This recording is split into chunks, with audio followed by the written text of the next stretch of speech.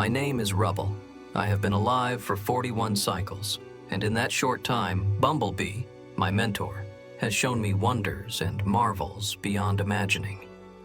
There's a question that would occur to anyone forged into such an amazing world and such a life. Can I lose this? Can I die? Bumblebee told me not to worry. We Cybertronians don't die easily. Some of us choose to sleep. Some of us merge into Cybertron itself. Not sure I understand that one. There are accidents, of course.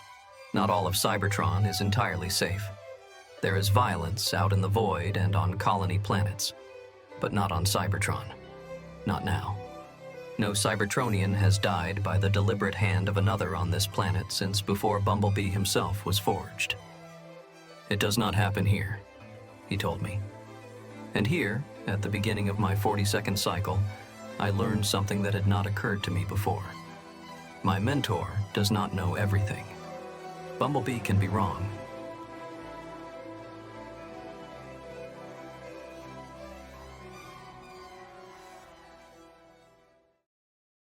Rubble worriedly watches as Security Operations Head Chromia and Special Investigator Prowl secure the perimeter of the crime scene at Brainstorm's Energon transmission station.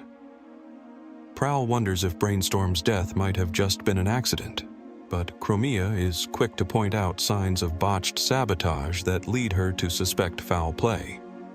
More specifically, foul play on the part of the Rise, which is just the excuse Chromia needs to start rounding up the troublemakers. In the meantime, Prowl and Chromia encourage Rubble and his guardian to continue their tour of Cybertron and meet up with Wheeljack at their next destination. As the two depart aboard a floating carrier, Chromia takes the opportunity to emphatically remind Rubble that this grisly scene is an aberration, an event that should not have happened on their peaceful world. With Rubble out of the way, Chromia wonders if the little bot is really as innocent as he lets on, but Windblade maintains that the newly forged Transformer had nothing to do with the murder. Instead, Chromia questions Windblade regarding her lenient treatment of the Voin scavenger she encountered, a possible suspect, on the way to the Energon station. When Prowl starts to push the issue, however, Chromia cuts him off and orders him to get the body ready for transport. As he does so, Chromia reminds Windblade that they'll need to stay ahead of the populace on this case. As the first murder in living memory, Cybertronians will be frightened, and it'll be their job to keep the public reassured. There is zero room for mistakes.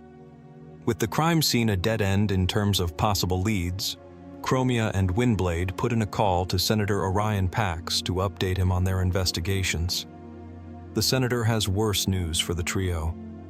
Megatron's latest Ascenticon rally in Tarn is pulling in record numbers, and Pax desperately needs more security forces on the ground in case things get ugly, as has been the case with several other Ascenticon gatherings. Even though their forces are already spread thin due to recent events, Chromia assures the senator that she'll do what she can to help keep order.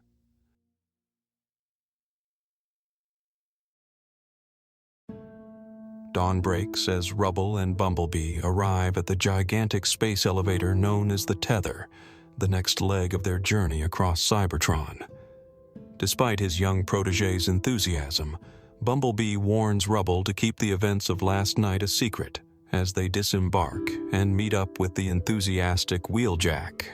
The kindly engineer is eager to give Rubble a tour of his workplace. As he explains for the benefit of his new student, the entire Tether is built to connect Cybertron to one of Termagax's crowning achievements, the Winged Moon. Once a simple moon of Cybertron, the satellite has been completely re-engineered into a massive geosynchronous energon harvesting station that captures and processes free-flowing energon from the very fabric of space-time. Though Rubble is briefly distracted by an organic skitter, Wheeljack offers him the chance to work at the Tether for the day, so as to better understand the ins and outs of engineering as one possible career choice, an offer that Rubble accepts. After a busy shift of lifting, hauling, welding, and sorting, Bumblebee returns to pick up Rubble as evening falls. Pleased with Rubble's performance, Wheeljack invites the pair to take a rooftop seat to take in the fruits of their labor and watch the winged moon unfold into its harvester configuration. The two chat about energon harvesting for a while, but when the conversation inadvertently turns towards Brainstorm, Rubble can't help but ask about the Rise. Bumblebee explains that they're a radical group, violent extremists who espouse many of the same views as Megatron's Ascenticons. Concerned, Rubble wonders if he'll have to choose a side one day, but his mentor assures him that he'll be allowed to make that choice in his own time, or, like Bumblebee, simply remain independent from any of Cybertron's many factions. Their conversation is cut short by the majestic scene of the winged moon coming online, its metal surface unfurling like the petals of a flower as the station begins its evening harvest. Then and there, Rubble declares the sight the most amazing thing he's ever seen, and Bumblebee initially tries to correct him, but then changes his mind and agrees with his young friend. It really is the most amazing thing he's ever seen.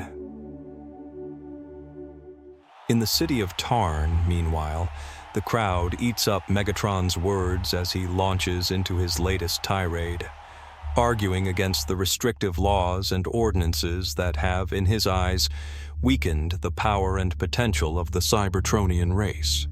But as he begins to praise Termagax, the very first Ascenticon, his speech is interrupted by an explosion that knocks him and Soundwave off the stage.